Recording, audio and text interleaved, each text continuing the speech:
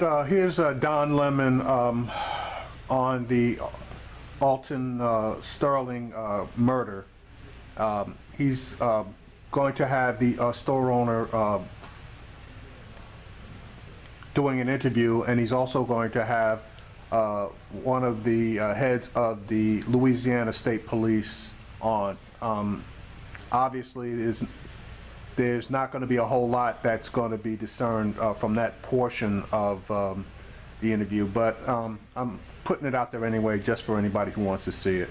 The Justice Department is investigating the death of Alton Sterling, a black man shot to death by a white police officer outside a convenience store in Baton Rouge, Louisiana, my hometown. The incident caught on camera. That video sparking outrage tonight, and CNN's Martin Savage is live in Baton Rouge for us tonight. So Martin, the Justice Department has already taken over the investigation of this controversial shooting. What's the reaction there? Well, it's still a mixed reaction. I mean, the fact that the Justice Department is involved is, of course, encouraging, but it is not the final answer for many people in this community. In fact, it's just the beginning. And they're going to be watching very closely and very carefully. We're in the midst of a huge throng of people, cameras all over us, making sure and following as we even report. So this is a tense situation, but it's been a peaceful evening. The crowd is much larger, though, than the one that was seen here last night. So to answer your question, the federal investigation is seen as a small step, maybe in the right direction, but there's a long way to go. Let me just bring in another person here while we have the opportunity. Abdul Matlaki is the owner of the convenience store. He witnessed the shooting. He took one of the videos that's out, and I want to ask you, how are you coping with all of this? It's really hard to deal with. It's really too much. That's a lot to take in. Do you fear for your own safety? Not. I feel for this. I feel like I'm okay. As long as the truth is out, I think I'm gonna be all right. Let me take you back to the moments before the videos rolled. What was happening here? What was taking place? Well, before I came out and took the video, I came out the store and they were throwing him on top of the car, tasering him, tackling him onto another vehicle, then throwing him on the ground. That's when both cops got on top of him. One of the cops screamed gun, and that's when they start shooting. Did he say anything? Did Alton speak out in any way? No, I didn't hear him say anything. I don't recall he was saying anything at all. Did he understand what was happening? No, he was really confused. He didn't know what was going on or why they were there. He asked them before when they started trying to push him against the car, what did I do wrong? What's going on? After the shots were fired, once you realized the tragedy that had happened, what happened next? I was shocked. I felt like it was a nightmare. I turned off the camera, threw it in my pocket, threw the phone in my pocket, so that I don't take it away from me. You were worried, what, that the police might confiscate it? Yes. They did take video from your store. They took the DVR, yes. Do you know what was on there? I didn't see it. They after the shooting, they pulled me in a police car, and I couldn't get inside my store until they had taken the DVR and after the investigation. 2 quick points, and then I'll get to you, Joel Porter. Number one, you're the only one that has spoken about a tasering. Did you witness tasing? Yes, I witnessed it. Yes. You saw the police do it? Yes, I saw it. And then you also say you did see a gun not in the hands of the suspect, of the man here who was shot. The gun was never anywhere in his hand, nor his hand was inside his pocket. But you did see a gun at some point.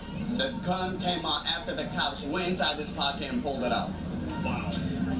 Joel Porter, I know that you are familiar with this police department and its history. Wait. What is the atmosphere now in the aftermath here? It's a very tense atmosphere. The African American community is tired of being treated like second-class citizens. They violate our constitutional rights. They violate our civil rights. They come in with these no-knock warrants. They come into our homes. They disrespect us. They treat us in the most disrespectful manner.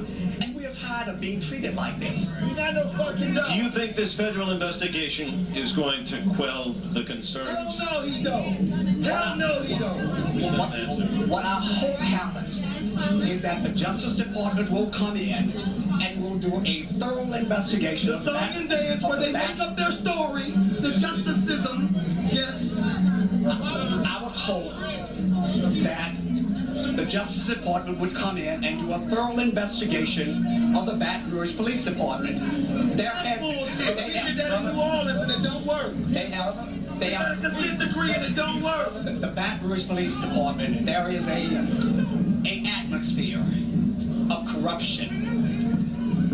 The Baton Rouge Police Department has been under a consent decree for 40 years. They started from slave Let me just patrol. stop you only because this gentleman just won't let us finish our conversation. Thank you both. Because you asking bullshit questions, man. You asking bullshit questions. Martin, yeah, it's always an issue when you're out there. People are heated sometimes, and you know, and I apologize to our viewers if you heard some of the language out there, but you can understand why some people are upset and emotions are always running high. We're back and we're talking about the shooting in Baton Rouge. Many residents of Baton Rouge not only grieving for Alton Sterling, they are angry about his shooting death at the hands of a police officer. Louisiana's governor calling for calm in the community. So I want to bring in now Colonel Mike Edmondson. He's the superintendent of Louisiana State Police. Colonel, thank you. You saw just moments ago Martin Savage speaking to some people. The emotions are high there, and I think right now you want to call for a call for calm and for peace, not to stop protesting, but peaceful, right? Well, I think it's a perfect opportunity for the city of Baton Rouge to just pause. We have the ability to do that. As law enforcement officers, we can't always pause in a situation, but as a community, we can pause. Look, I admire and I'm so pleased with what our governor's done. Governor John Bell Edwards last night got me on the phone. We talked about it. He wanted to hear about the case. He wanted to listen to our investigators. Two of my investigators actually sat in on the interview at the request of Hiller Moore, our district attorney, asked if they could be a part of listening in on that one. So we were part of that. Okay. This morning we met back in the governor's office, and within an hour we had a press conference where he's talked to the Justice Department, he's talked to Jeff Slett with the FBI, Walt Green with the U.S. Attorney's Office, U.S. Attorney.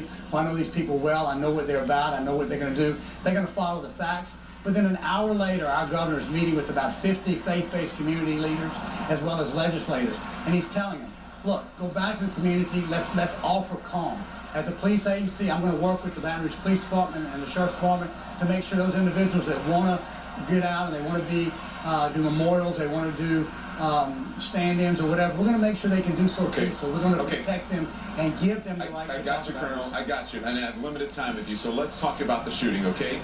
First, and I want you to walk us through it, but first, I want to play the audio from the police dispatch, and then we'll talk about it. Let's play that audio. Suspicious code 2 at 2100 on Foster across the Fairfield. 7 cities on the corner. Gun in his pocket. He pulled the gun on a complainant and told him he couldn't be around there. Okay, so they get a call basically saying that he was brandishing a gun, that Sterling was brandishing a gun. And then what happens? Walk us through this video. Officers come up to the scene, and then what happens? Let me stop it there. If you listen to the dispatch, it said that the guy had a gun in his pocket, but that he was also pointing the gun. So how either he's got the gun out of his pocket or in his pocket, but it can't be both. So I'm confused as to what was told to the dispatcher and what the dispatcher turned around and told the two police officers. Now I know it's a minor point, but it's still a point. I've got to be extremely careful, Dom, because I'm going to be possibly part of that investigation along with the FBI. So my knowledge, I've seen the tape, you heard the comments from our governor today. I want to make sure that I'm unbiased in this and that I work through it. My guys have already been part of that investigation. We've offered that same assistance with the FBI. What you're seeing there is Baton Rouge Police Department, very trained, professional group of individuals. The department is going to that scene to answer a call. And what you see and what they're going to have to be able to quantify and justify is the actions that took place after that. That's what will be done during this investigation. The FBI, the Justice Department will take those actions, will take those facts, apply them to law, and they're going to find out what was the justification based on the action? Okay, so when you look at this video, from what you've seen, there's video here. I hate to cut you off, but again, we have a limited time and there's a pause, and I want to make sure I get this in. Yes, sir. So as you look at this video and you see the officer's actions, and you can hear it because there's also audio, and I know there's probably enhanced audio from the body cameras that fell off, but the audio is still going. Did these officers act too aggressively from what you see now? There's no way he's going to answer that question. That's a stupid question.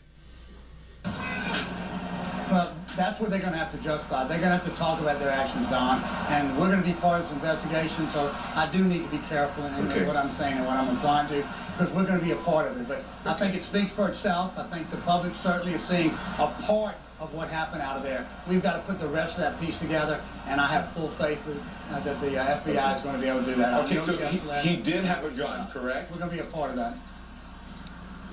It was reported to us that he did have a gun, and there was one found at the scene. That much is correct, but I've really got to make sure that my comments don't go into to talking about facts of the case, because I don't want to mess up that investigation. Okay, so then Louisiana's a licensed carry state. This is my hometown. The police chief Absolutely went to the same high school. We went to high school. We graduated a year apart, so I know him. I know the attorney. I know the councilman. I know the mayor. All of these people are involved. One of them's a friend of the family. So I know. So be honest with me here. License to carry. Was it a registered gun? That we do not know at this time whether that gun was registered or not, nor do we know that he had the ability to be able to carry that gun. It was concealed on his person, so that much we do know, and I'm sure the facts will come out in this, and we'll follow them. So from what I'm told is that everyone in the community knows this man. My nieces know this man. One of my nieces does his aunt's hair. I mean, that's how, it's a very small community. So he's always been nice. Their interactions with him have always been nice interactions. He sells CDs, DVDs, mixtapes, or whatever you want. And he's out there all the time. Everyone knows him. He's in an area where he may have felt unsafe, and that's why he had the gun. But does he have any history? It doesn't appear that he has a history of a violent past. He's not a violent person. Yeah, a lot of that stuff is speculation, certainly, Don. We don't know his exact past, and we'll apply to get his actual record to see what is on there. So all those things are things that we've got to work out and see where that follows us, and all that stuff will come out in this case. I can assure you of that. Why no medical assistance that we see in the videotape, Colonel? Well, I heard the tape. They immediately called for 911. As far as the actions there at the scene, like I said, they're going to have to articulate what those actions were and why they happened to there. And that I can assure you the Justice Department will get to the bottom of. And again, we're going to be a part of that, Don. I've been in this community myself for 36 years, so certainly I understand that. My wife went to the same high school you do. I know these people. I know the chief well. I know the sheriff, the district attorney. They want to get to the bottom of it, and that's why we're so pleased when the governor came forward and said, we're going to get to the bottom of it. We're going to be transparent. We're going to find out what happened, and we're going to tell the public what happened, because they have a right to know. And again, calling for calm and for peace, and it appears to be peaceful now, and let's hope it stays that way. Colonel Mike Edmondson, I appreciate you coming on. Please come back as this case continues. We're going to continue to report on this, okay? Thank you. Thank you, Don. Appreciate it.